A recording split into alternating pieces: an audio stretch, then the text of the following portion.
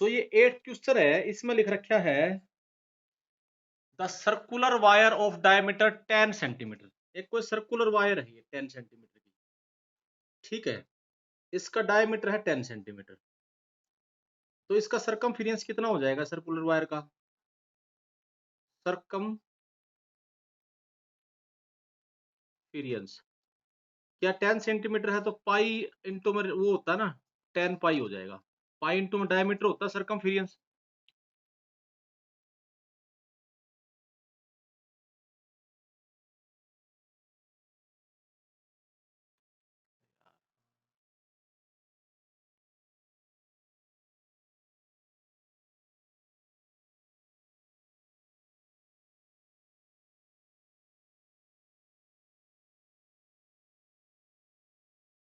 हाँ भाई, अब देखो, अब म्यूट कर लिया मैंने। देखो ये दे रखा है आपको 8th क्वेश्चन में लिख रखा है, 8th क्वेश्चन में है आपको भाई बच्चों,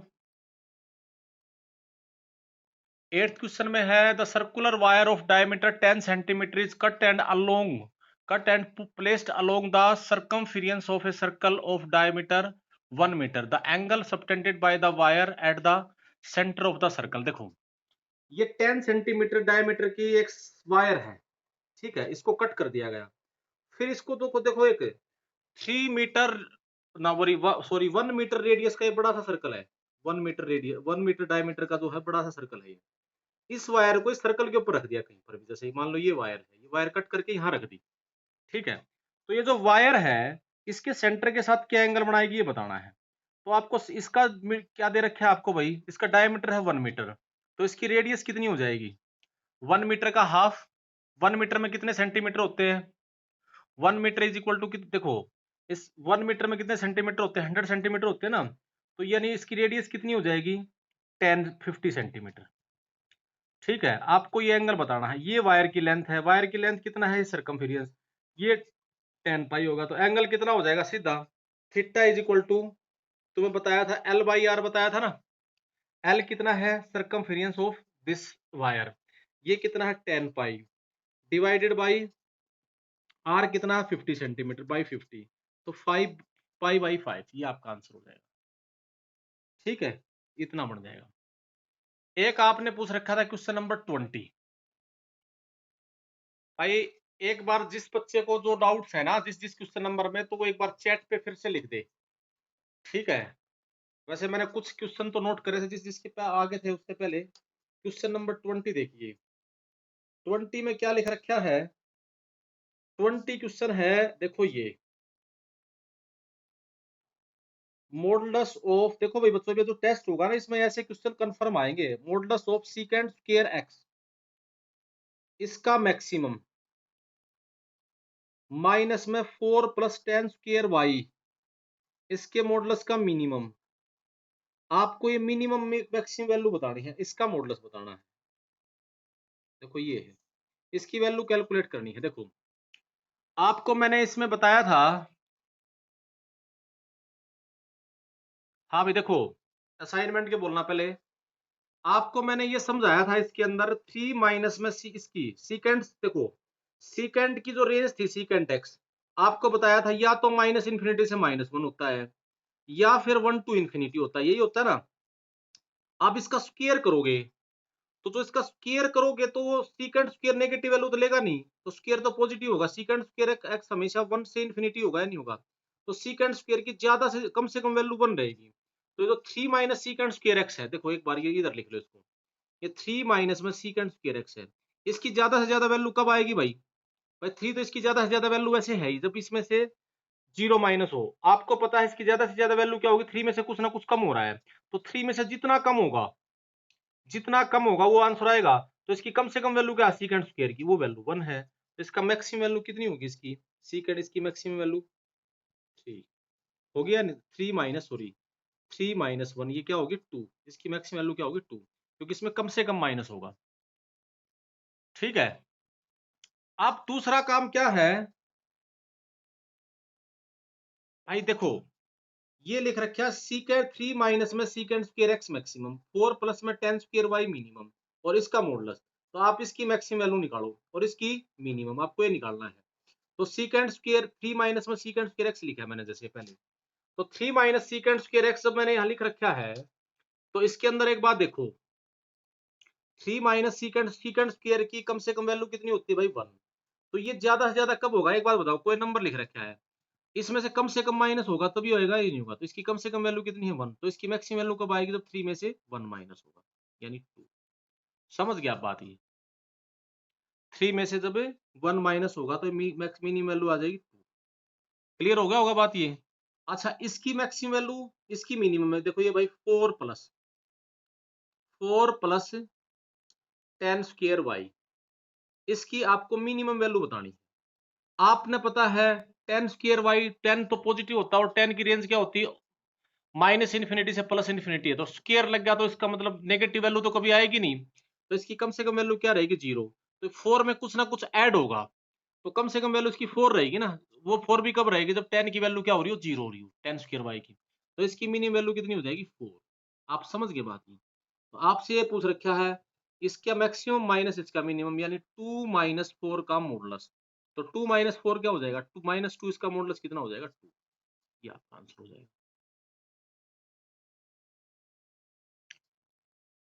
भाई मैक्सिमम के अंदर देखो, आप इसमें एक बात बताओ, मैंने थोड़ी सी अपनी आईक्यू लगाना, आपके पास कोई नंबर दे रखा है, ठीक है, मान लो 100 है, सपोज जर्नल आपसे डिस्कशन करता हूं, 100 है, 100 के अंदर से मान लो आपको कुछ माइनस करना है, ठीक है, तो उसकी मैक्सिमम वैल्यू क्या होगी, 100 में से कुछ ना कुछ माइनस करना, तो जितना कम माइनस करोगे उतना ही आंसर आएगा ना तुम्हारा, उसकी मैक्सिमम वैल्यू। भाई आपको 0 माइनस करना है, तो मैक्सिमम वैल्यू जैसे 3 माइनस सीकेंड स्क्वायर एक्स है, सीकेंड स्क्वायर हमेशा पॉजिटिव होता है, तो इसकी ज्यादा से ज्यादा वैल्यू क्या हो सकती है, जब 3 में से कम माइनस हो। तो सीकेंड स्क्वायर की कम से कम वैल्यू कितनी है, 1 है, तो इसमें से जब मतलब 1 माइनस होगा तभी इसका मैक्सिमम आंसर आएगा, नहीं आएगा। बस यही लिख रखा है 3 माइनस 1, ठीक है। और इसकी मिनिमम वैल्यू, इसमें 4 ऐड हो रहा है, तो मिनिमम वैल्यू 4 होगा, 4 ऐड हो रहा है, तो इसका मतलब 4 में कुछ ना कुछ ऐड हो रहा है, तो ऐड होगा तो भाई कम से कम वैल्यू उसकी 4 ही रहेगी, जो 4 भी जब रहेगी जब इसमें 0 ऐड हो रहा हो, ठीक है, तो 4 प्लस। क्लियर होगा सब बच्चों को। एक क्वेश्चन नंबर है 19, ये कह रहा है नंबर ऑफ इंटरसेक्टिंग पॉइंट। भाई देखो ये ग्राफ, ये जो क्वेश्चन होते हैं 19 क्वेश्चन देखो एक बार, 19 क्वेश्चन में क्या है, ये लिख रखा है नंबर ऑफ इंटरसेक्टिंग पॉइंट्स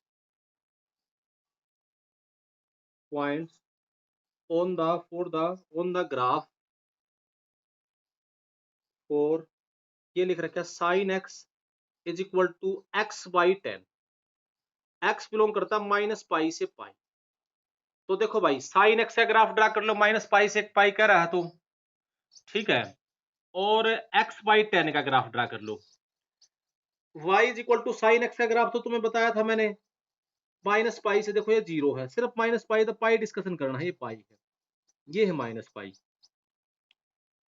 तो ये क्या आंसर आएगा, माइनस पाई से पाई, ये देखो ऐसे आता था 0, माइनस पाई में नेगेटिव आएगा इसका आंसर, ऐसे ग्राफ बना था ना इसका आंसर। ये तो है साइन एक्स का, और ये एक्स बाई 10 का, ये मतलब है y is equal to x by 10, इसका और ग्राफ ड्रा कर लो, ठीक है। तो जैसे ये 10y is equal to x नहीं लिखते थे, 10y जैसे ये लाइन आएगी, एक तो ये 0 पे जाएगा, ठीक है। जैसे इस पे पाई आंसर रखेगा तो ये कितना आ जाएगा, पाई बाई 10, 1 से तो आंसर कम ही रहेगा ना, जैसे ये 1 है, पाई रखेगा तो पाई बाई 10, यहाँ से आ जाएगा इसका आंसर आएगा। माइनस पाई रखेगा तो यहाँ माइनस पाई रखेगा, माइनस पाई बाई 10, तो ये लाइन इस तरह से आएगी, ठीक है। 3 जगह कट कर रही है, एक ये कट कर रही है, एक 0 पे कर रही है, एक इस पॉइंट पर कट कर रही है, तो कितने पॉइंट पर इंटरसेक्ट कर रही है, ये 3 पॉइंट्स पर। आप समझ गए इनका ग्राफ कितने पॉइंट पर इंटरसेक्ट कर रहा है, 1 2 3, 3 पॉइंट्स पर इंटरसेक्ट कर रहा है। क्लियर होगा सब बच्चों को ये भी। अब आपका क्वेश्चन नंबर है भाई बच्चों, देखो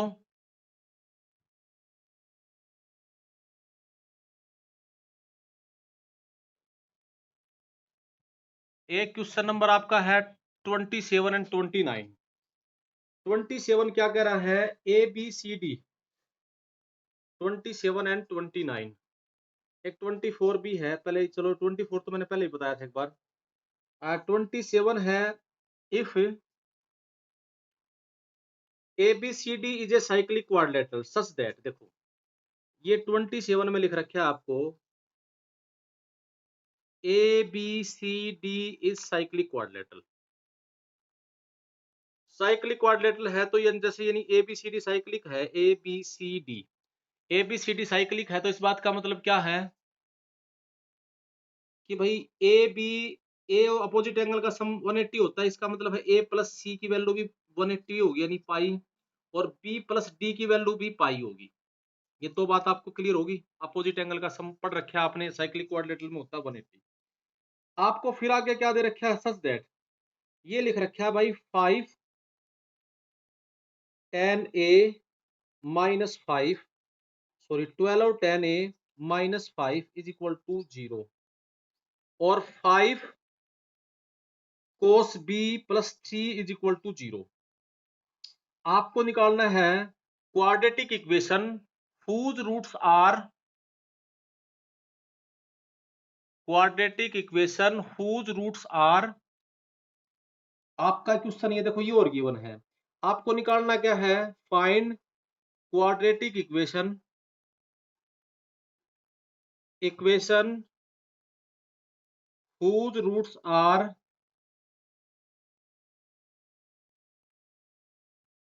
cos c and tan d, जिसके रूट्स cos c और tan d हैं, ये आपको बताना है। देखो पहले तो cos c और tan d की वैल्यू निकालो। क्वाड्रेटिक इक्वेशन कैसे बनता है, x square minus sum of the roots product of the roots, ये होता था ना। पहले तो सम ऑफ द रूट्स यानी cos c और tan d की वैल्यू निकाल लो। तो यहां से आपके पास देखो ये बताओ, ये लिख रखा है आपके पास 12 tan a is equal to 5, tan a की वैल्यू कितनी होगी आपके पास, tan a is equal to 5/12, ठीक है। tan a की वैल्यू कितनी होगी, 5/12। तो एक बात बताओ, a प्लस सी कितना दे रखा है 180, अच्छा tan a की वैल्यू 5/12 होगी, और इसकी वैल्यू कितनी हो जाएगी बच्चों, एक बात बताओ, tan a है, आपको क्या निकालना, cos c निकालना है ना पहले। तो यहां से tan c की वैल्यू कितनी हो जाएगी, a को क्या लिख सकते हो, पाई माइनस सी लिख सकते हो 5/12, ठीक है। तो पाई माइनस सी रखोगे तो ये क्या हो जाएगा भाई, tan c, tan c की वैल्यू कितनी होगी 5/12, बात समझ गए। 5 ये tan c होगा 5/12, tan c पाई, tan पाई माइनस थीटा होता है tan थीटा, तो tan निकल गया, tan निकल गया तो cos c निकल आएगा, cos c की वैल्यू कितनी आ जाएगी फिर आपके पास, आपको पता है वो ट्रायंगल कन्वर्ट कर लेना, ये 5 है, ये 12 है, ये 13 आ जाएगा, तो वो क्या हो जाएगा 12/13, ठीक है। समझ गए बच्चों बात ये, तो ये आ जाएगा आपका 12 लेकिन ये दोनों वैल्यू पॉजिटिव नहीं हो सकती, ठीक है भाई बच्चों। अब ये पॉजिटिव देखो, a प्लस सी है, a प्लस सी है 180 डिग्री, अब ध्यान देना मेरी बात को सुनना, इसमें ये बात है, इसकी वैल्यू आएगी नेगेटिव, सी आएगा थर्ड को, सेकंड क्वाड्रेंट में, थर्ड में देखो, क्योंकि एक बात बताओ, ये जो a प्लस सी है 180 है, तो यहाँ tan a दे दिया 5/12, तो इसका मतलब a या तो पहले क्वाड्रेंट में होगा, और या तो a पहले क्वाड्रेंट में होगा, या फिर a थर्ड क्वाड्रेंट में होगा। तो a थर्ड क्वाड्रेंट में तो हो नहीं सकता, क्योंकि सम कितना है 180, तो दोनों का सम ही है, तो इसका मतलब a है पहले क्वाड्रेंट में, तो ऑब्वियसली a की वैल्यू 0 से π/2 है, और a प्लस सी 180 है, a प्लस सी 180 है ना, तो c की वैल्यू क्या होगी 180 माइनस में, ये π/2 से पाई के बीच में होगा, उसमें कोस नेगेटिव होता है, इसलिए कोस c की वैल्यू आएगी -12/8, -12/13। समझ गए बात ये। अब देखो भाई दूसरी बात,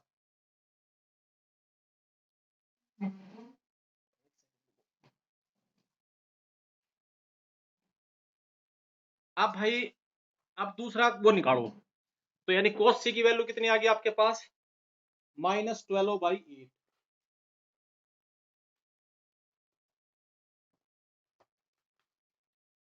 एक सेकंड को,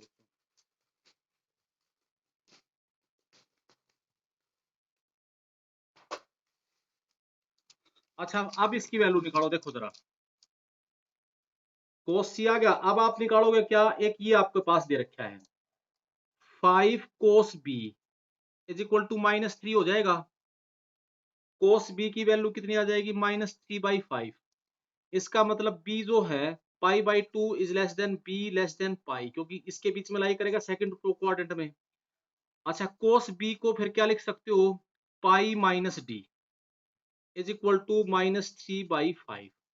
कोस पाई माइनस थीटा कितना होता है, minus cos theta cos D, -3/5। Minus से माइनस कैंसिल हो गया, या क्या हो जाएगा कोस डी। कोस डी की वैल्यू होगी 3/5। कोस डी है तो आप टेन डी किसके इक्वल हो जाएगा, ये भी फिर ट्रायंगल डी किस क्वाड्रेंट डी ले करेगा पहले क्वाड्रेंट में लाई, ठीक है, फर्स्ट क्वाड्रेंट में, फर्स्ट में होते हैं सारे पॉजिटिव। ये 3 है, ये 5 है, तो ये 4 हो जाएगा, ट्रायंगल बन गई। एक पता हो तो चारों निकल सकते हैं। टेन डी की वैल्यू कितनी हो जाएगी, 4/5। क्लियर होगी बात ये। अब टेन डी आपके पास हो गया 4/5, सॉरी 4/3 भाई, 4/5 नहीं 4/3, टेन डी। अब आपके पास सम ऑफ रूट्स क्या होगा, कोस सी तो कितना आया था आपके पास, -12/3 13, और टेन डी कितना आ गया आपके पास, 4/3, ठीक है। सम ऑफ रूट्स क्या होगा, sum of roots cos C plus ten D, इसका आंसर कितना हो जाएगा, -12/13 प्लस 4/13, 4/3, एलसीएम आ जाएगा 39। कैलकुलेशन है सिंपल, 13 से मल्टीप्लाई करोगे, 3 से मल्टीप्लाई करोगे तो -36, ठीक है, और प्लस में 3 15 15 3 जा 13 4 जा 52, कितना आंसर बच जाएगा आपका ये। अब आप इसको सोल्व कर लेना, ये कितना बच जाएगा 4 6, ठीक है, ये बच जाएगा 16/39 सम ऑफ द रूट्स, है ना। और भाई product of the roots cos C into में 10t, ये क्या हो जाएगा, -12/13 इंटू में 4/3, ये हो जाएगा -48/39। तो आपका रिक्वायर्ड इक्वेशन क्या होगा, जिसके रूट्स ये है ना, रिक्वायर्ड इक्वेशन, रिक्वायर्ड इक्वेशन ये क्या बनेगा आपका भाई बच्चों, sum of X square minus sum of the roots, sum of the roots है ये, माइनस में 16/39x, और minus product of the root 48/39 is equal to 0। 39 LCM 39x² minus 16x minus 48 is equal to 0। ये आपका, बोलो समझ गए बात, ये जो ऑप्शन होगा ये आपका आंसर बन जाएगा। क्लियर हो गया सब बच्चों को भाई बच्चों ये।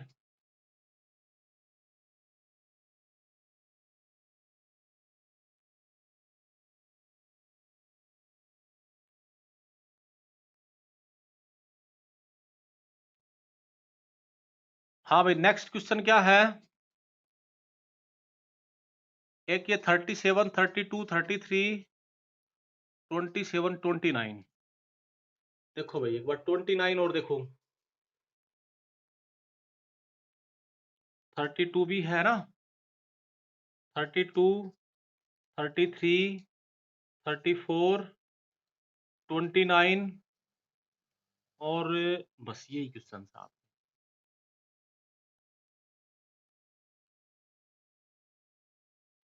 एक 29 क्वेश्चन में क्या है, देखो भाई बच्चों, जो 29 है ये भी यही लिख रखा है, देखो बड़ा अच्छा क्वेश्चन है भाई 29।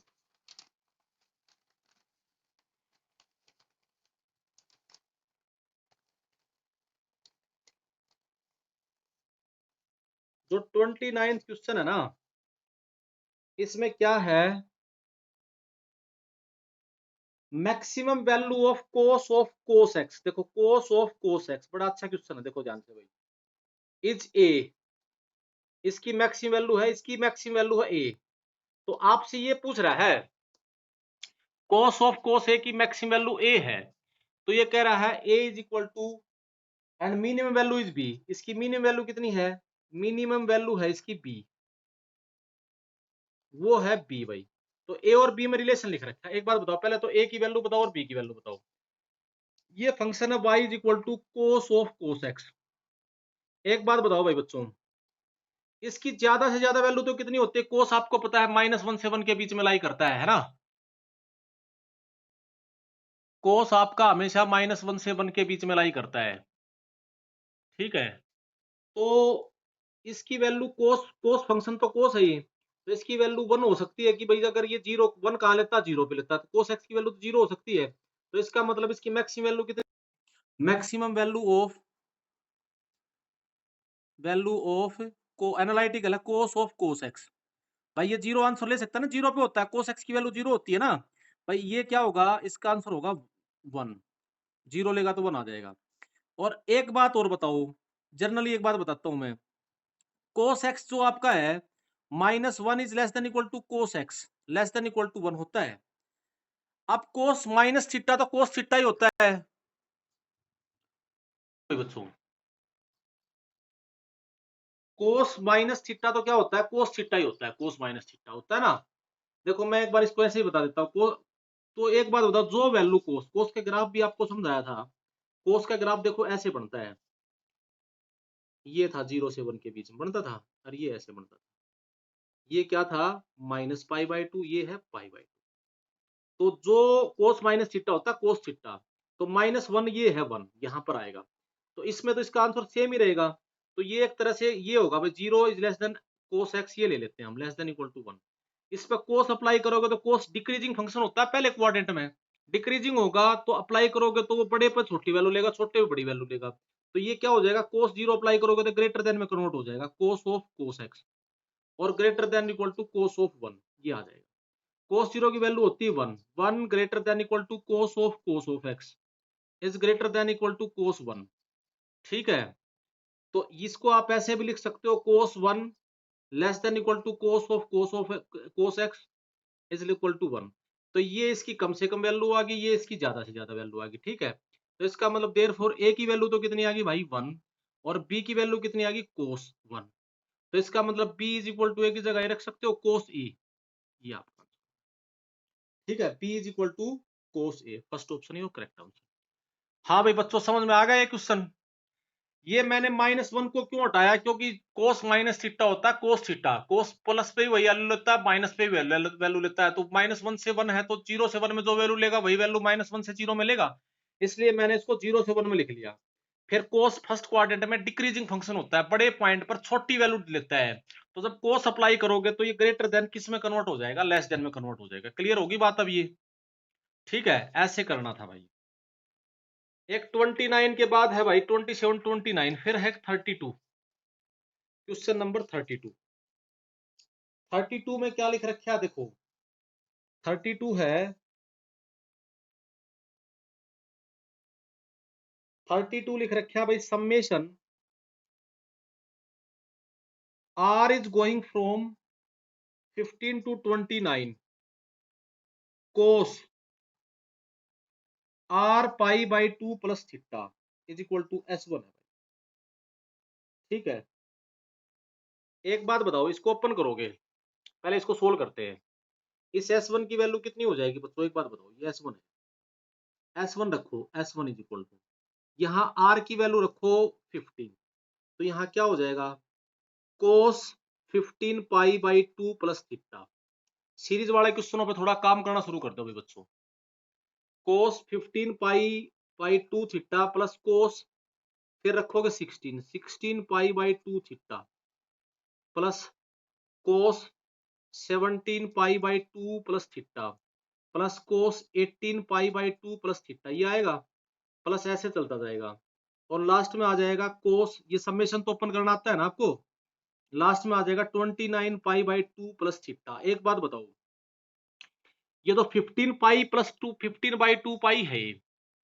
ठीक है, 15π/2 है, तो कोस π/2 प्लस थीटा कितना होता था, आपको एक बात पता है, देखो मैंने आपको ये बताया था, पाई का इवन मल्टीपल तो 0 की तरह से और ओड मल्टीपल पाई की तरह से। इस 15π/2 को इसको ऐसे लिख सकते हो, 7π प्लस π/2 प्लस थीटा लिख सकते थे। तो 7π तो एक तरह से 0 ही होगा, सॉरी पाई हो गई है ना, 7π तो इवन ओड मल्टीपल पाई होगा, तो ये बढ़ गया 3π/2 प्लस थीटा, तो वो तो कोस थीटा ही हो जाता है। इसका आंसर कितना हो जाएगा, कोस थीटा। ठीक है, ये कैंसिल हो जाएगा, ये 8π प्लस थीटा हो जाएगा, कोस 8π 0 की तरह से होता है।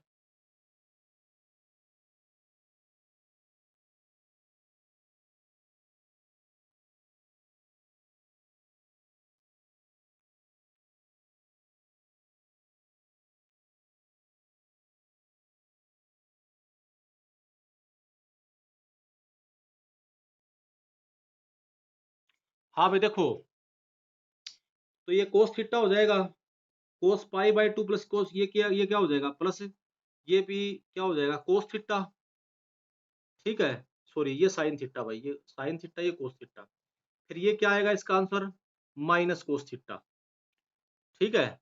ये हो जाएगा 8 pi plus pi by 2 plus theta, देखो ये आ जाएगा, ये आ जाएगा माइनस कोसाइन थीटा। ये फिर क्या हो जाएगा 9 पाई प्लस थीटा, ये माइनस में कोस थीटा। चारों का आंसर 0 है, पहले चार का। क्या ये बात समझ गए, तुम्हें सिखा रखी है, ये 9 पाई है, देखो अगर कंफ्यूज हो रहे हो तो जैसे इसको को सोल्व करोगे, कोस 9 pi plus theta, 9 pi plus theta को ले सकते हो कोस पाई प्लस थीटा, बिल्कुल सिंपलेस्ट लैंग्वेज में बताई तुम्हें मैंने। ये ओड मल्टीपल है तो उसको पाई मान लो, इवन मल्टीपल है उसकी जगह 0 रख दो, बिल्कुल सिंपल ट्रिक। कोस पाई प्लस थीटा कितना होता है, माइनस कोस थीटा होता है या नहीं होता है, ये लिख दिया इसलिए। इसका आंसर क्यों ये आया, ये 8 पाई प्लस थीटा आया था यहाँ पे, कोस 8 पाई प्लस थीटा, 8 पाई का मतलब 0 कोस थीटा। ये कितना आता था, ये बनता था कोस, इसको सोल्व करा, इसकी जगह क्यों लिखा है कोस, ये होता 16, 8 pi plus pi by 2 plus theta, ये तो 0 होगा, 0 होगा तो इसका मतलब पाई बाई 2 प्लस थीटा होता माइनस, तो इन चार ब्रैकेट का सम 0 होगा। क्यों भाई बच्चों, 0 होगा। अगली चार आएंगी ना, जैसे कितनी है, 15 से लेकर 15 से लेकर 29 तक है, 15 से लेकर 29 तक कितनी होती है, 15 से लेकर 29 तक कितने हैं, काउंटिंग करोगे तो आप इसके अंदर भाई बच्चों 15 भी इंक्लूडेड है और 20 भी इंक्लूडेड है, 29 में, तो 15 ब्रैकेट्स होंगी या नहीं होंगी, जल्दी बोलो। अगले देखो इन चार का सम 0, इसी लॉजिक से अगले चार का सम भी